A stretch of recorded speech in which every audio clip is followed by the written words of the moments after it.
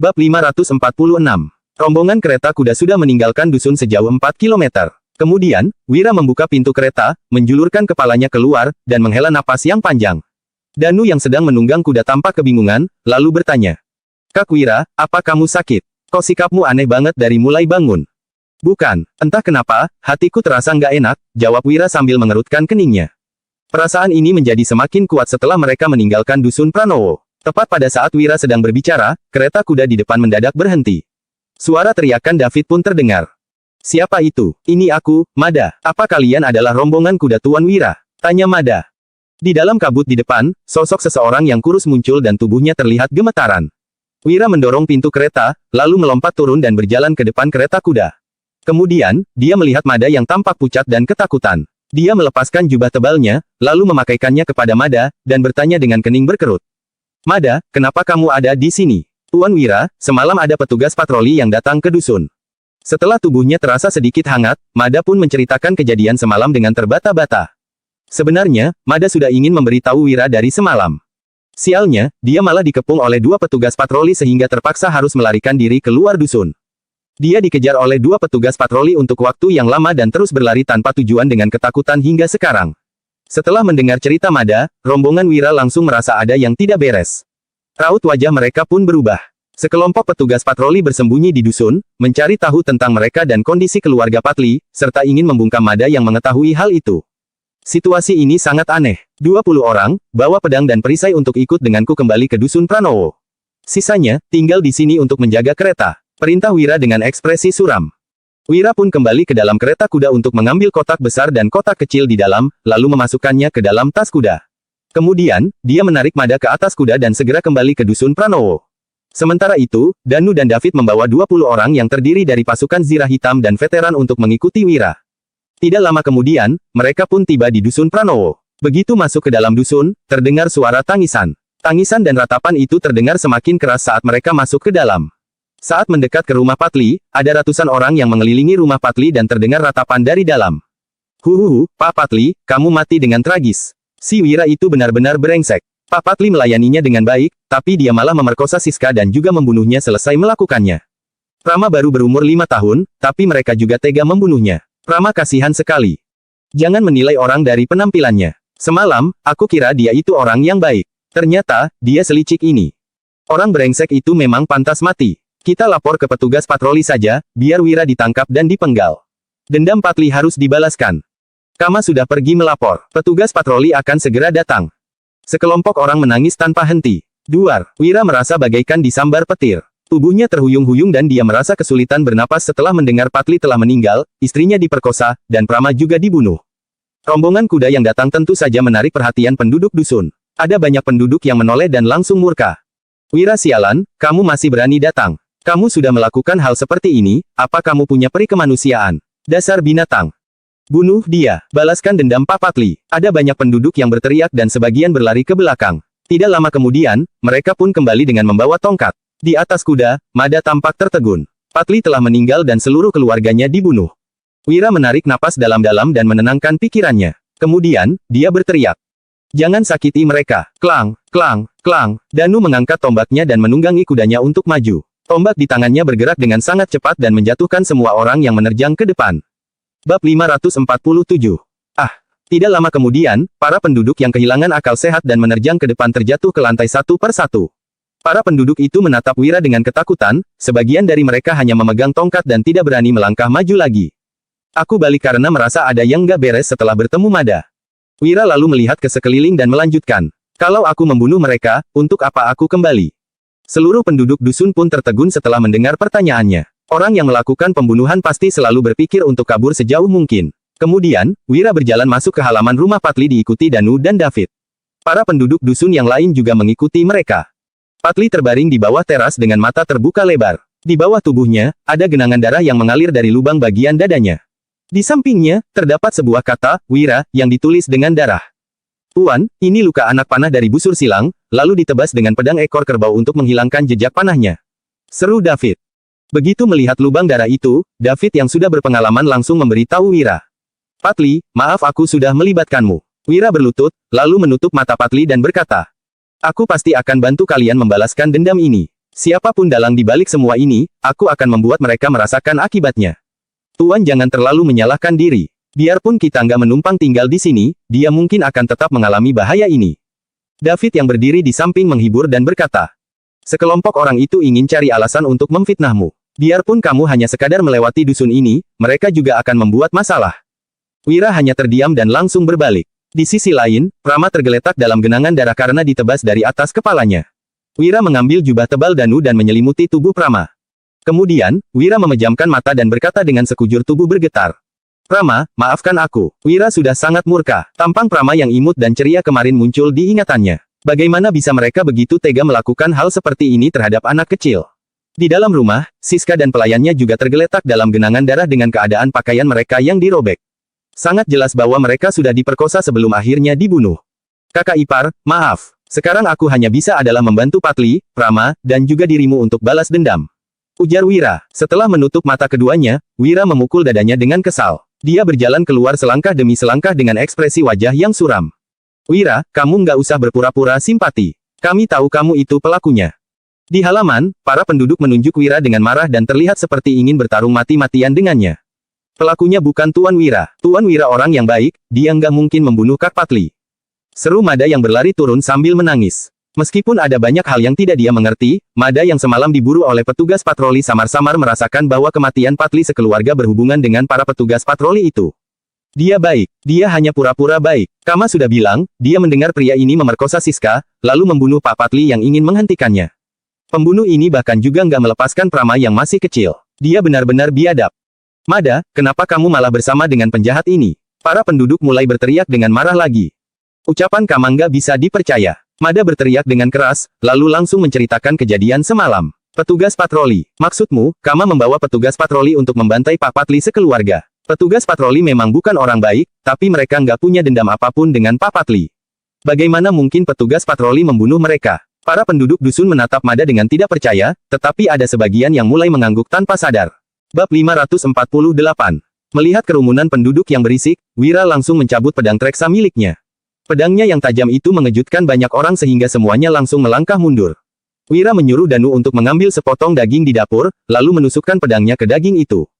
Kemudian, Wira berbalik ke arah kerumunan dan mengayunkan pedangnya lagi. Daging bertulang itu seketika terbelah menjadi dua bagian. Setelah itu, Wira pergi ke ruang baca untuk mengambil buku catatan yang digunakan Patli sehari-hari dan menaruhnya di samping tulisan Wira di lantai. Para penduduk dusun kebingungan dan tidak mengerti apa yang sedang Wira lakukan. Sebelum kita bahas ucapan Kama itu benar atau palsu, coba kalian lihat ketajaman pedangku ini. Kalau yang membunuh Patli itu aku, lukanya nggak akan seperti ini. Selain itu, kalau Prama diserang dengan pedang ini, dia juga nggak akan mati seperti ini, jelas Wira. Wira lalu menatap para penduduk dan lanjut berkata. Tulisan, Wira, itu memang namaku, tapi kalian lihat tulisan tangan Patli dan tulisan di lantai ini. Memangnya sama. Sekelompok petugas patroli itu mungkin bisa melakukan fitnah, tetapi mereka tidak bisa mendapatkan pedang Treksa, apalagi sampai meniru tulisan Patli. Semua ini adalah kejanggalan yang bisa disadari dengan sangat mudah. Akan tetapi, para penduduk ini kurang pintar. Bagi sekelompok orang itu, yang terpenting adalah memprovokasi penduduk. Ketika saatnya tiba, sekelompok penduduk ini akan menjadi saksi untuk melawan Wira. Namun, Agra dan kelompoknya tidak menyangka bahwa Wira akan kembali secepat ini. Sepertinya memang begitu. Pedang yang menembus dada Pak Patli lebih lebar. Pedangnya setajam itu, dia seharusnya bisa membelah Prama menjadi dua bagian hanya dengan satu tebasan. Kedua tulisan itu juga berbeda. Dilihat dari luka pedangnya, seharusnya memang bukan dia pelakunya. Tapi apa ada yang begitu bodoh hingga berani datang dengan membawa pedang yang membunuh Pak Patli? Tulisan darah itu juga. Tulisan yang ditulis orang sekarat pasti akan berbeda dari biasanya. Saat membandingkan bentuk luka itu, sekelompok orang mulai berdebat. Ada orang yang setuju dan ada orang yang masih bersikeras bahwa Wira adalah pelakunya. Aku pergi pukul 5 pagi ini. Ada banyak orang yang seharusnya sudah bangun dan melihat kelompok kereta kuda kami pergi, kata Wira. Wira tidak ingin berdebat dengan sekelompok orang tersebut. Dia mencari dalam kerumunan, lalu menatap beberapa orang yang terus diam. Kemudian, Wira pun berkata, pagi tadi memang berkabut, tapi rumah kalian yang paling dekat. Aku nggak percaya nggak ada yang melihat pelaku sebenarnya. Aku tahu kalian mungkin takut ada orang yang akan datang balas dendam, tapi bagaimana Patli memperlakukan kalian biasanya? Apa kalian tega melihat orang yang membunuh seluruh keluarganya berkeliaran bebas? Apa kalian nggak merasa bersalah? Setelah berhenti sejenak, Wira lanjut berkata, aku nggak minta kalian membantunya balas dendam, aku hanya mau kalian keluar dan beri penjelasan. Aku sendiri yang akan membalaskan dendam Patli. Aku punya uang dan anggota, yang kuminta hanyalah kesediaan kalian untuk bersaksi. Aku pasti akan membalaskan dendam ini. Jadi, kalian juga nggak usah merasa bersalah. Para penduduk saling memandang dan mencari siapa yang telah melihat pelaku sesungguhnya. Aku melihat pelakunya. Seorang tetangga yang berdiri di dekat berjalan keluar sambil menangis. Dia berkata, aku melihat Kama mendobrak pintu rumah keluarga Patli. Nggak lama kemudian, aku mendengar suara teriakan. Setelah sekelompok orang itu pergi, Kama mulai berteriak ada pembunuhan. Aku takut Kama akan balas dendam padaku. Jadi, aku nggak berani bicara. Aku juga melihatnya. Pagi-pagi buta, Kama membawa 5 orang datang ke rumah Pak Patli. Aku juga melihat Kama bersama dengan 5 orang itu. Ada 3 orang penduduk dusun yang berjalan keluar satu per satu. Apa? Ternyata Kama. Kenapa dia mencelakai Pak Patli dan malah memfitnah Tuan Wira? Dasar brengsek. Beraninya dia maling teriak maling dan juga pergi melapor ke petugas patroli. Sandiwaranya bagus sekali. Begitu ketiga orang itu keluar dan ditambah kesaksian Mada serta berbagai bukti yang ada, para penduduk pun akhirnya percaya. Mereka pun berteriak dengan marah dan berniat untuk balas dendam. Sudahlah, kalian gak perlu mengurus urusan balas dendam. Serahkan saja padaku.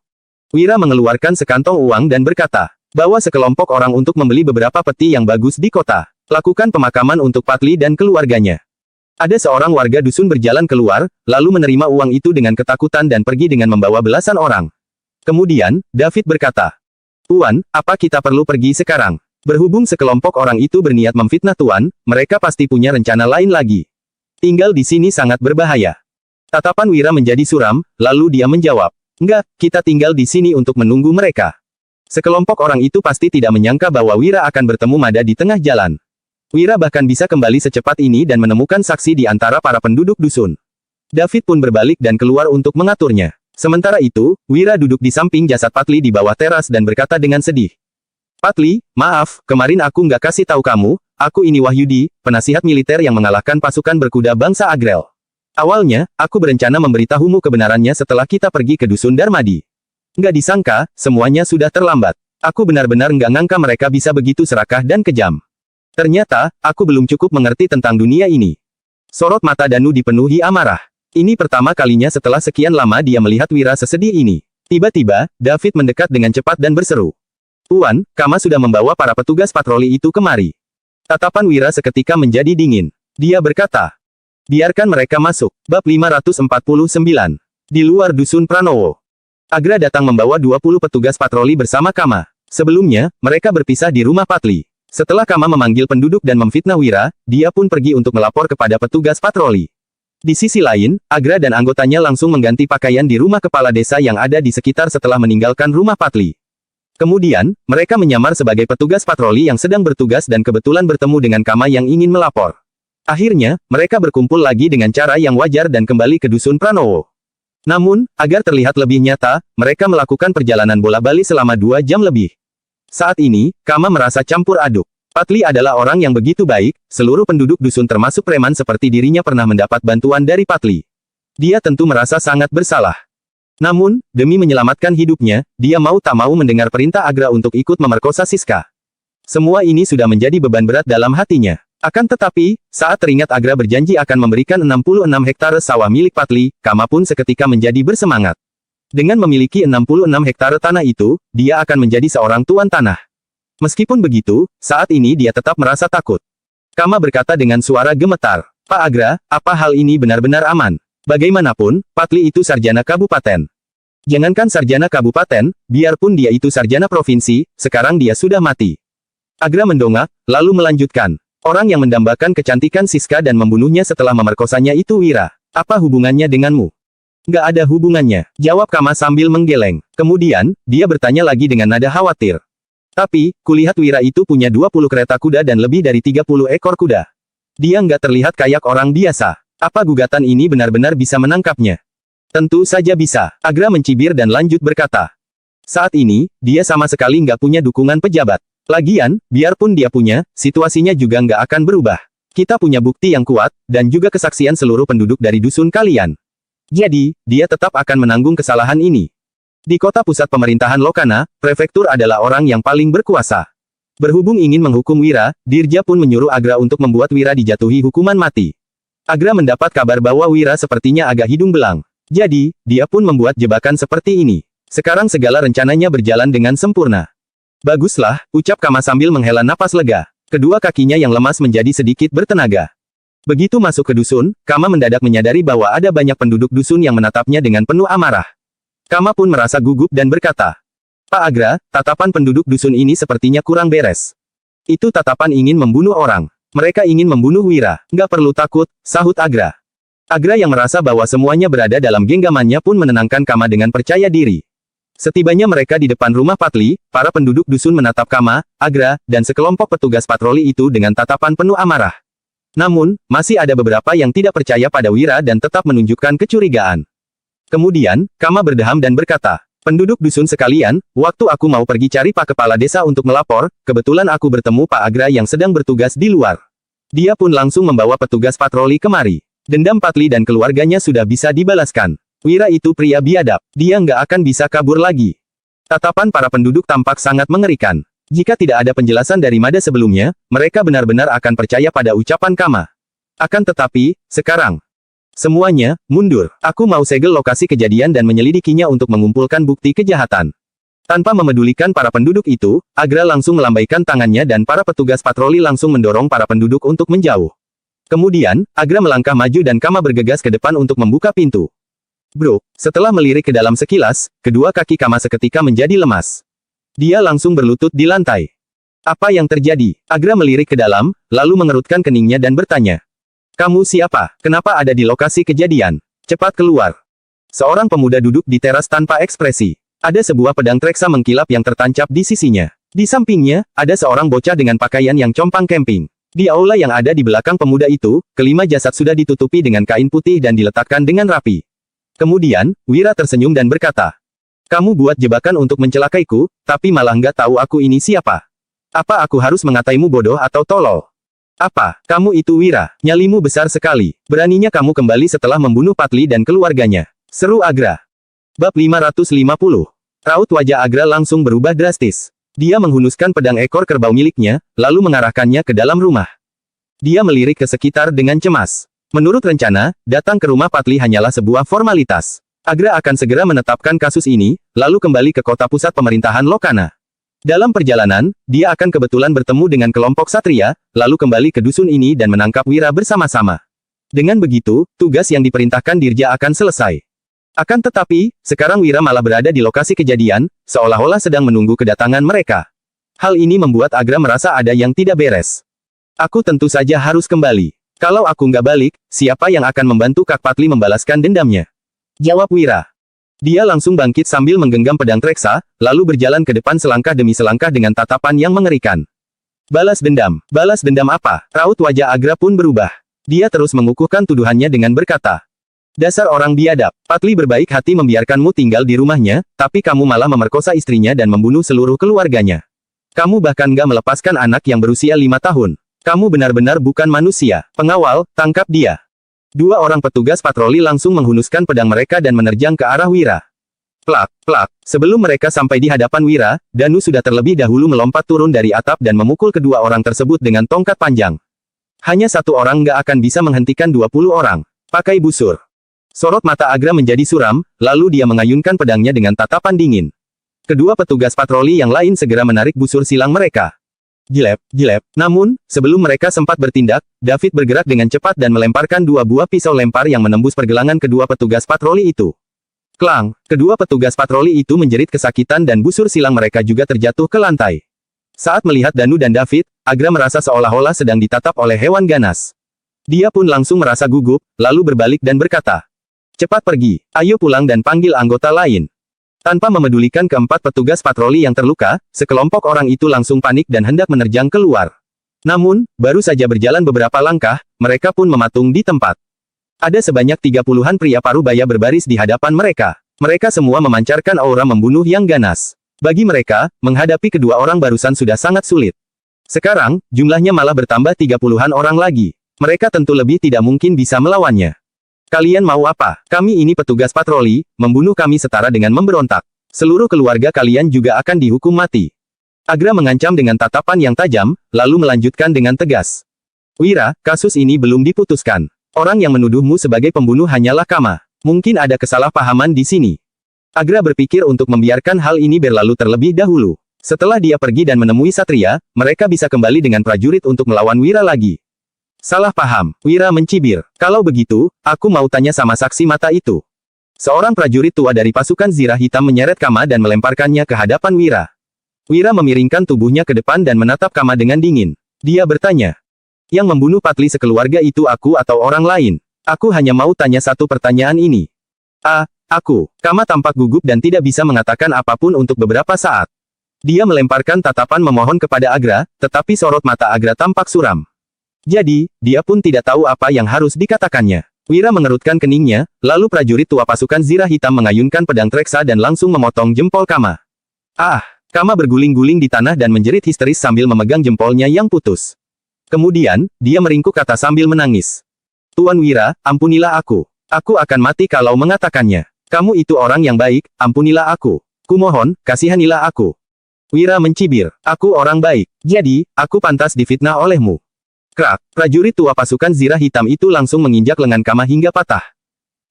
Rasa sakit yang luar biasa membuat Kama kejang-kejang. Pada akhirnya, dia pun mengaku. Tuan Wira, ampun, Pak Agra yang memaksaku melakukan semua ini. Dia bilang akan memberiku 66 hektare tanah dan menyuruhku bekerja sama untuk memfitnahmu, juga memerkosa Siska.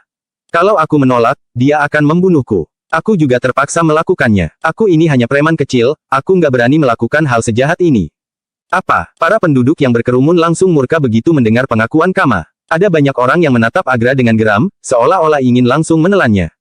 Kamu berani memfitnahku dengan bilang aku yang kasih instruksi. Apa buktimu? Tanya Agra.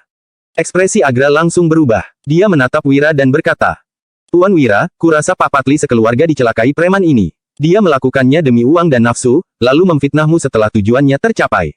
Aku akan menangkapnya ke pengadilan dan menegakkan keadilan untukmu. Bab 551. Bajingan kamu, maki Kama dengan marah. Kemudian, dia menunjuk 4 petugas patroli seraya berkata, Tuan Wira, aku berkata jujur, merekalah yang menyuruhku. Petugas patroli ini membunuh Pak Patli, petugas patroli itu membunuh Prama dan mereka berempat melecehkan Kak Siska, lalu membunuhnya juga. Tinju Wira terkepal dan urat nadinya menonjol karena marah. Dia memandang keempat orang itu seolah-olah melihat orang mati, lalu berkata dengan penuh penekanan, tangkap mereka hidup-hidup. 4 veteran pasukan Zirah Hitam segera maju. Keempat petugas patroli itu menghunus pedang mereka. Namun, begitu mereka mengangkat pedang ekor kerbau, pedang Treksa sudah menempel di leher mereka.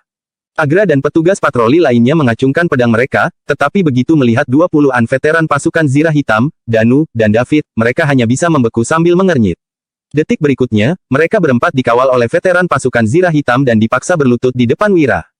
Wira memandang keempat orang itu tanpa ekspresi dan berkata, Aku hanya ingin tanya satu hal, siapa yang memerintahkan kalian melakukan ini? Keempat petugas patroli ini bertekad untuk tutup mulut. Wosh, wosh. Para veteran pasukan Zirah Hitam mengayunkan pedang mereka. Setiap kali diayunkan, pedang Treksa memotong satu jari para petugas patroli. Beberapa saat kemudian, mereka berempat sudah kehilangan 5 jari. Tampaknya, jari tangan yang lainnya pun tidak akan bisa dipertahankan. Salah satu petugas patroli berseru. Pak Agra yang menyuruh kami. Dia menjanjikan promosi dan uang banyak setelah kami melakukan pekerjaan kotor ini. Wira menoleh pada Agra dan berkata, Pak Agra, sekarang giliranmu untuk menjelaskan, kenapa kamu memfitnahku. Semuanya, lawan mereka sekuat tenaga. Seru Agra sambil menggertakkan gigi. Dia segera menghunus pedangnya dan berusaha keluar dari kepungan para veteran pasukan Zirah Hitam. Tugas kotor ini diperintahkan oleh prefektur. Jika Agra membocorkan hal ini di depan umum, dia pasti tidak akan selamat meski kembali ke kota. Wosh, wosh. Para petugas patroli menghunus pedang mereka, lalu bertarung sekuat tenaga. Namun, para petugas patroli ini biasanya hanya berurusan dengan pencuri kecil dan rakyat biasa. Mereka jelas bukan tandingan para veteran pasukan Zirah Hitam yang berpengalaman dalam banyak pertempuran. Alhasil, mereka semua berhasil ditundukkan dalam sekejap. Wira melirik pada salah seorang veteran pasukan Zirah Hitam. Krak, krak, krak. Veteran pasukan Zirah Hitam itu langsung mematahkan kedua lengan Agra dan salah satu kakinya. Si kepala petugas patroli kota pusat pemerintahan Lokana ini akhirnya tidak bisa menahan diri untuk berkata. Kamu jelas-jelas tahu siapa yang ingin menindasmu. Kenapa kamu masih memaksaku mengatakannya? Apa itu ada artinya? Ada. Wira menunjuk mayat di aula dan berkata. Aku ingin memberikan penjelasan pada Kak Patli. Krak. Veteran pasukan Zirah Hitam tadi menginjak kaki Agra yang lain. Agra yang tidak bisa menahan sakit karena patah tulang akhirnya berteriak. Aku akan mengaku sekarang. Pak Dirjalah yang menyuruhku membunuh mereka untuk menjebakmu. Aku juga terpaksa, tolong ampuni aku. Orang-orang di sekitar saling memandang dengan syok. Tidak ada yang menyangka bahwa prefektur kota pusat pemerintahan Lokana adalah dalang di balik masalah ini. Dirja, geram Wira. Meskipun dia tahu bahwa Dirja adalah pelaku utamanya, saat ini hati Wira tetap dipenuhi dengan niat membunuh. Dadanya kembang kempis karena amarah, lalu dia mengibaskan tangannya dan berujar. Kirim mereka semua untuk menghadap Kak Patli. Wosh, wosh. Para veteran pasukan zirah hitam ini tertegun sejenak, tetapi mereka segera menebaskan pedang tanpa ragu. 5 pedang yang bersinar dingin ditebaskan serentak. Kama dan keempat petugas patroli langsung dipenggal. Darah mengalir dan kepala berguling ke samping, lalu kelima mayat tanpa kepala itu roboh ke tanah. Penduduk desa tercengang kaget. Wira sudah membunuh pejabat, apa dia berniat memberontak? Agra yang syok pun berkata dengan suara bergetar. Bi, berani sekali kamu membunuh pejabat. Apa kamu ingin memberontak? Ini adalah kejahatan serius. Besar sekali nyalimu. Hati Danu dan David juga terasa muram. Membunuh pejabat sama artinya dengan melakukan pemberontakan. Hukuman atas kejahatan serius itu adalah pembantaian seluruh keluarga. Ucapan Agra memang benar, tetapi jika Wira meminta mereka untuk bertindak, mereka tidak akan pernah ragu-ragu. Wira melirik Agra sekilas dan berkata, habisi juga dia.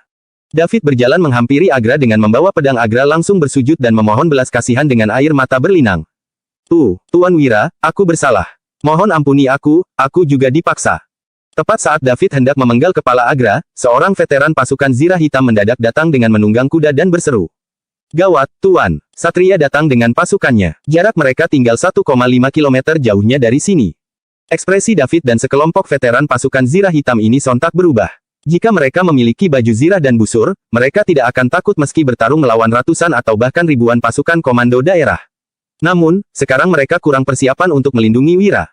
Begitu mendengar bahwa Satria sudah datang, Agra seketika terbahak dan berkata dengan ekspresi keji. Hahaha, Jenderal Satria sudah datang. Wira, bukannya kamu mau membunuhku barusan? Ayo, coba saja, bunuh aku dan kita lihat apa yang akan terjadi padamu. Bab 552. Para penduduk dusun menundukkan kepala dan terdiam. Dengan kedatangan Satria dan pasukannya, dendam Patli tidak akan bisa terbalaskan. Pedang David terhenti di udara dan dia pun mengernyit. Makin banyak pejabat yang dibunuh, Wira akan makin sulit lolos dari masalah. Namun, tanpa mengucapkan sepatah kata pun, Wira menghampiri Agra dengan membawa pedang Treksa, lalu langsung menebasnya dengan pedang itu. Duh, kepala Agra menggelinding ke tanah dengan mata terbelalak kaget. Seolah-olah dia tengah bertanya, bagaimana mungkin Wira berani membunuhnya saat Jenderal Satria ada di sini? Tidakkah Wira takut pada mereka?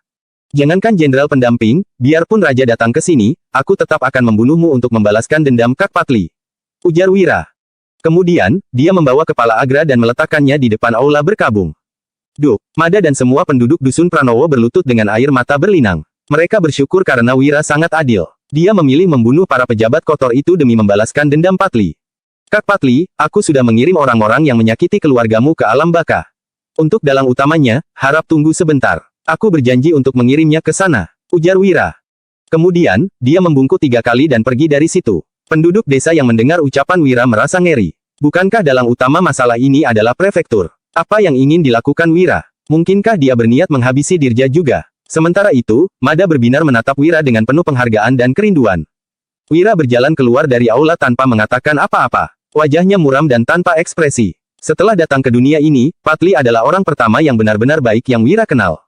Meskipun Patli tidak kaya, dia membantu seluruh penduduk desa dengan segenap kekuatannya. Namun, orang sebaik Patli malah dibunuh oleh pejabat korup. Bahkan, seluruh keluarganya juga dibunuh dengan cara yang begitu kejam. Untuk pertama kalinya, Wira merasakan jijik yang tak terungkapkan terhadap dunia ini. Mengapa para pejabat korup ini begitu berani berbuat jahat? Seolah-olah mereka bebas melakukan apapun yang mereka inginkan. Mereka memutarbalikkan fakta, bertindak semena-mena, dan melanggar hukum. Tidak, dunia ini tidak seharusnya seperti ini. Dunia tidak boleh dipimpin oleh sekelompok bajingan ini. Danu mendadak berkata, Kak Wira, pasukan Satria akan segera datang. Kita harus gimana sekarang? Masalah paling genting saat ini adalah bagaimana mereka harus menghadapi pasukan Satria. Bagaimanapun, membunuh pejabat sama saja dengan pemberontakan baik pemerintah maupun istana tidak akan mengabaikan pelanggaran ini. David yang berada di sebelah berlutut dan berkata, Tuan, apapun keputusanmu, kami akan mendukungmu. Kami akan mengikutimu sampai mati, Tuan. Kami sudah muak dengan kerajaan ini. Timpal sekelompok veteran pasukan zirah hitam lainnya sambil berlutut. Wajah mereka memancarkan niat membunuh saat mengatakan itu. Sejak Panglima Dirga dibunuh, mereka sudah mati rasa terhadap kerajaan. Pernah terbesit keinginan untuk memberontak dalam hati mereka. Sayangnya, Panglima Yuda tetap setia pada raja dan kerajaan. Jadi, dia tidak pernah mau menempuh jalan ini. Namun, mereka mendapat secercah harapan karena tampaknya Wira tidak memuja kerajaan sekarang, para pejabat mati di tangan mereka. Mungkin inilah saatnya mereka mengumpulkan pasukan. Diam, jangan sembarangan bicara. Pada dasarnya, kerajaan ini baik, hanya orang-orang di dalamnya yang jahat. Kelak, jangan pernah mengungkit tentang hal ini lagi. Kita semua adalah rakyat yang patuh di bawah kekuasaan istana. Ujar Wira dengan tampang serius, dia tidak pernah memikirkan tentang pemberontakan biarpun ada kesempatan, dia tindakan menempuh jalan ini sekelompok veteran pasukan Zirah Hitam ini hanya bisa terdiam dan mengerucutkan bibir mereka. Rakyat patuh mana yang membunuh pejabat? Wira bahkan berniat menghabisi sang prefektur. Kak Wira, jadi kita harus gimana sekarang? Begitu pasukan Satria tiba, mereka akan tahu kalau kita membunuh para pejabat itu. Mereka nggak mungkin mengampuni kita, ujar Danu. Aku membunuh para pejabat itu karena mereka pantas dibunuh, bukan untuk memberontak pada istana. Wira memicingkan matanya saat berkata, aku akan menemui Satria dan pergi ke balai prefektur untuk menjelaskan masalah ini bersamanya. Jangan, Tuan, larang David dan sekelompok veteran pasukan Zirah Hitam lainnya dengan ekspresi syok. Bab 553. Apa Wira sedang bercanda? Dalang utama masalah ini adalah Dirja, sang prefektur kota pusat pemerintahan Lokana. Pria itulah yang membuat rencana untuk menjebak Wira. Sekarang, Dirja telah mendapatkan kelemahan Wira, karena Wira membunuh para pejabat. Jika dia pergi ke balai prefektur, itu sama seperti seekor domba yang mengantar nyawa ke mulut harimau. Danu juga melarang, nggak boleh, Kak Wira. Kami nggak bisa membiarkanmu pergi ke balai prefektur. Itu terlalu berisiko. Wira menjelaskan dengan sabar, yang diinginkan Dirja adalah uang. Selama dia belum mendapatkan uang itu, aku nggak akan dalam bahaya. Setelah memikirkannya sejenak, semuanya sependapat. Namun, mereka tetap saja khawatir. David berkata dengan suara rendah. Dirja itu sangat serakah. Tuan, kalau dia menggenggam kelemahan sebesar ini, takutnya dia nggak akan pernah melepasmu, nggak peduli berapa banyak uang yang kamu berikan padanya. Wira menjawab dengan sorot mata kelam. Aku nggak berniat meminta Dirja mengampuniku, apalagi memberinya uang. Aku ke sana untuk mengirim pria itu ke tempat dia seharusnya berada dan membuat dia menebus semua kesalahannya. Sadar bahwa Wira sudah menyusun rencana, David dan para veteran pasukan Zirah Hitam itu mengepalkan tangan mereka dan berujar. Tuan, mohon berikan perintah. Setiap kali Wira beraksi, dia selalu mengejutkan semua orang dengan rencananya yang tak terduga dan luar biasa. Rencana Wira kali ini juga pasti sudah dipikirkan matang-matang. Wira berkata, Paman David, keluarkan 3 barang dari kompartemen rahasia keretaku. Bawa benda-benda itu ke ngarai naga biru dan berikan pada Mary. Paputu akan tahu apa yang harus dia lakukan. Saat di Kabupaten Hiloka sebelumnya, Wira sudah tahu bahwa dalang masalah ini adalah Dirja. Dia pun membuat persiapan untuk berjaga-jaga. Metode ini terlalu brutal dan berbahaya, bahkan berisiko mendatangkan kecaman dari semua orang. Jadi, Wira sama sekali tidak berniat menggunakannya, ini hanya opsi terakhir baginya untuk melindungi diri. Tak disangka, Dirja bertindak begitu kejam sehingga Wira terdorong untuk membalasnya dengan cara yang sama kejamnya. Aku mengerti, sahut David sambil mengangguk. Ketiga benda itu adalah barang-barang yang dibuat orang-orang dusun Darmadi atas perintah Wira setelah dia kembali dari Kabupaten Pirola. Selama ini, ketiga benda itu disimpan dan disembunyikan rapat-rapat di dalam kereta Wira. Bahkan, David pun tidak tahu benda apa itu. Wira menoleh pada seorang veteran pasukan Zirah Hitam lainnya dan berkata, Paman Yaslan, bawa yang lainnya kembali ke dusun Darmadi. Saat Kak Putro bertanya, katakan padanya kalau kamu kembali untuk mengambil uang demi menebusku. Aku mengerti, sahut Yaslan sambil mengangguk. Melihat semua orang sudah diberikan tugas, Danu pun bertanya. Kak Wira, apa yang harus kulakukan? Kamu harus belajar menggunakan benda ini secepat mungkin. Kalau enggak, Satria akan menangkap kita semua. Jawab Wira sambil mengeluarkan 2 kotak berbeda ukuran dari kantong pelana. Kedua kotak ini berisi benda-benda aneh, yang satu panjang dan satunya pendek, yang satunya dari pipa besi dan yang lainnya dari kayu. Sekelompok veteran pasukan Zirah Hitam ini mengelilingi Wira dan mengernyit. Tidak ada satupun dari mereka yang mengenali benda-benda itu. Danu bertanya dengan penasaran. Kak Wira, apa ini? Dia pernah melihat 2 kotak ini sebelumnya. Keduanya adalah hasil kerja keras Suryadi dan Emran sepanjang malam yang diberikan pada Wira sebelum mereka pergi. Namun, Wira tidak pernah membuka 2 kotak itu. Jadi, Danu tidak tahu apa isinya. Wira menarik napas dalam-dalam dan menjawab. Senjata. Para pejabat kecil ini cukup kejam, menggunakan cara sebejat ini untuk menjebak pria itu. Dengan begini, biarpun para sarjana provinsi itu kembali, mereka nggak akan berani menangani kasus ini. Ujar Satria yang sedang menunggangi kuda. Wajahnya terlihat angkuh, seolah-olah dia baru saja membalas dendam besarnya. Saat ini, jaraknya hanya 1,5 km jauhnya dari dusun Pranowo. Kemarin, Wira membuat jebakan dan membuat Satria dipermalukan di hadapan sekelompok sarjana provinsi. Sekarang, Satria sudah mengetahui rencana Agra yang membunuh satu keluarga demi menjebak Wira. Kini, setelah Wira terlibat dalam kasus pemerkosaan dan pembunuhan, siapa yang masih berani membelanya? Tugas Satria lebih sederhana. Setelah Agra selesai dengan penyelidikan palsunya, Satria akan mengerahkan pasukan untuk menangkap Wira dan rombongannya. Demi tujuan ini, Satria sudah membuat banyak persiapan dan membawa 500 prajurit paling elit dari pasukan komando daerahnya. Selain mengenakan baju zirah, 200 orang di antaranya membawa busur dan 300 sisanya memegang perisai. Sekuat apapun lawan, Wira dan orang-orangnya tidak mungkin bisa menandingi mereka. Bab 554. Satria akan menangkap Wira, lalu menyiksanya habis-habisan untuk membalas dendam tempo hari. Saat memikirkan hal ini, Satria tersenyum tipis, yakin bahwa semua berada dalam kendalinya. Duar, tiba-tiba terdengar bunyi keras dari Dusun Pranowo yang mengagetkan orang-orang. Apa yang terjadi? Bunyi petirkah itu? Nggak ada tanda apa-apa di langit, ujar Satria. Dia menghentikan laju kudanya, lalu memandang Dusun Pranowo di kejauhan, baru mengalihkan pandangan ke langit. Duar, duar, terdengar dua bunyi keras lagi. Kuda-kuda sontak meringkik ketakutan. Para prajurit pasukan komando daerah juga gugup dan tidak bisa menahan diri untuk berspekulasi. Merasa ada yang tidak beres, Satria pun memberi perintah dengan ekspresi muram. Ayo, kita pergi lihat. Agra sudah memimpin petugas patroli ke Dusun Pranowo, tetapi mereka masih belum keluar setelah sekian lama. Hal ini membuat Satria merasa ada yang tidak beres. Lagi pula, memangnya perlu berapa lama untuk berpura-pura melakukan penyelidikan? Dia seharusnya sudah keluar dari tadi. Satria dan pasukannya bergegas ke Dusun Pranowo. Di tengah perjalanan, mereka kembali mendengar 4 bunyi keras yang mengagetkan. Kening 500 pasukan komando daerah ini dibasahi keringat, bahkan Agra pun mulai merasa tegang. Bunyi ini sangat keras, seperti sambaran petir di langit cerah. Namun, sama sekali tidak ada guntur di langit. Ini benar-benar aneh. Jika bukan karena Agra berada di Dusun Pranowo dan masalah ini akan memengaruhi karir masa depannya, Satria tidak mungkin memaksakan diri untuk maju. Setelah tiba di Dusun Pranowo, Satria menggertakkan gigi dan mengayunkan pedangnya seraya memerintah. Masuk dan periksa apa yang terjadi. Beberapa prajurit pun memberanikan diri masuk ke dusun. Tiba-tiba, sekelompok petugas patroli keluar terlatih-tatih sambil berseru. Wira membunuh pejabat. Dia mau memberontak. Apa? Wira membunuh pejabat. Satria turun dari kudanya, lalu menghentikan seorang petugas patroli dan berkata. Apa maksudmu dengan Wira membunuh pejabat? Apa yang terjadi di dusun? Mana Agra? Petugas patroli muda yang dibebaskan itu menjawab sambil menangis. Wira sudah mengetahui perbuatan Pak Agra, lalu dia membunuh Pak Agra. Jenderal Satria, cepat ke sana. Pak Agra mati dengan mengenaskan, Wira benar-benar brutal. Mata Satria berbinar saat bertanya, Wira membunuh Agra. Apa kamu melihatnya dengan mata kepalamu sendiri?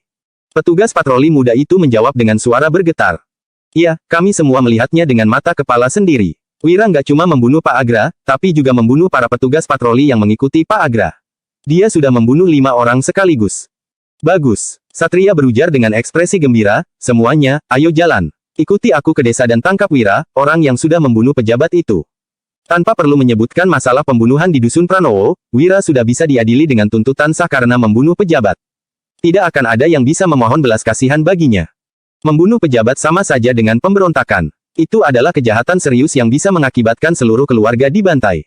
Sekarang, Wira sudah membuat kesalahan besar, dia tidak mungkin bisa berbuat macam-macam lagi. Selain itu, tidak akan ada lagi yang berani membelanya. Satria dan 500 pasukan bersenjata lengkap langsung berjalan memasuki Dusun Pranowo. Di tengah perjalanan, Satria dan pasukannya berhenti melangkah.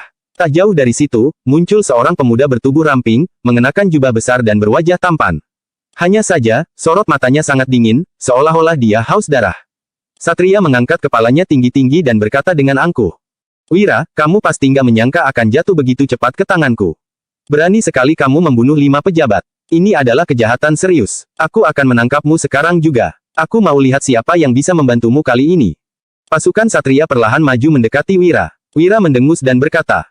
Satria, apa kamu sempat berpikir, kenapa aku berani menemuimu setelah membunuh 5 pejabat? Mungkinkah aku nggak takut tertangkap? Kamu, seru Satria. Saat mengingat jebakan Wira kemarin, Satria berniat untuk mundur. Namun, begitu memikirkan fakta bahwa kelemahan Wira sudah di tangannya, dia kembali membusungkan dada dan berkata, Wira, aku nggak tahu apa yang kamu rencanakan. Tapi, kali ini dewa pun nggak bisa menyelamatkanmu. Pasukan, tangkap dia. Mendengar perintah itu, sekelompok prajurit kembali mendekati Wira. Bab 555. Sorot mata Wira berubah menjadi suram, lalu dia berkata, Satria, apa kamu sudah memikirkannya baik-baik? Begitu mereka mendekatiku dalam jarak 3 meter, kamu akan segera mati tak bersisa. Satria melihat sekeliling dengan acuh tak acuh. Kemudian, dia berkata sambil tersenyum merendahkan. Kamu hanya ingin menakut-nakutiku. Aku memakai zirah. Selain itu, nggak ada busur dan anak panah apapun dalam jarak 30 meter. Bagaimana bisa kamu melukaiku? Namun, Wira malah tersenyum dingin sambil berkata, "Dulunya, Raja Tanui juga berpikir seperti kamu." Mendengar kata-kata itu, ekspresi wajah Satria berubah drastis. Dia segera turun dari kudanya, lalu berlari ke belakang pasukan dan mengancam. "Wira, aku adalah pejabat resmi. Membunuhku sama saja dengan memberontak." Kemenangan besar melawan Raja Tanui telah menimbulkan kontroversi di istana. Mereka tidak sepenuhnya mengakui kemampuan Komando Wira. Akan tetapi, fakta bahwa dia berhasil menembak mati Raja Tanui dari jarak 180 meter adalah tak terbantahkan. Apabila Wira menyembunyikan sebuah misil 3 busur dalam jarak 180 meter, Satria sudah pasti akan menghadapi nasib yang sama seperti Raja Tanui. Selain itu, suara letusan keras tadi juga membuat Satria curiga bahwa itu berkaitan dengan pemuda ini. Wira agak bingung. Dia benar-benar tidak menyangka bahwa hanya dengan menyebut Raja Tanui, Satria akan ketakutan seperti itu. Dengan begitu, Wira tidak perlu mengungkapkan senapan batu apinya sekarang. Kemudian, Wira berkata dengan wajah yang penuh amarah. "Hah, aku bahkan berani membunuh pejabat. Lagi pula, aku sama-sama akan dijatuhi hukuman mati, membunuh jenderal pendamping sepertimu juga nggak ada bedanya. Selain itu, kamu juga berkontribusi untuk memaksaku sampai ke titik ini. Aku hanya mengadangmu kemarin. Insiden hari ini nggak ada hubungannya denganku." Ucap Satria dengan ekspresi bersedih. Dia meminta para prajurit mengelilinginya, sementara matanya menatap sekeliling dengan ketakutan. Satria adalah seorang jenderal di medan perang dan pernah mendengar tentang kematian Raja Tanui. Dia tahu betul betapa kuatnya misil 3 busur. Benda itu bisa menembus zirah dan menancapkan musuh pada kereta perang komando dari jarak 180 meter. Mereka bahkan bisa membunuh seseorang dari 300 meter jauhnya. Wira tidak sependapat dengannya sehingga bertanya. "Nggak ada hubungan. Lalu, kalau bukan untuk menangkap kami, untuk apa kamu membawa pasukan ke sini?"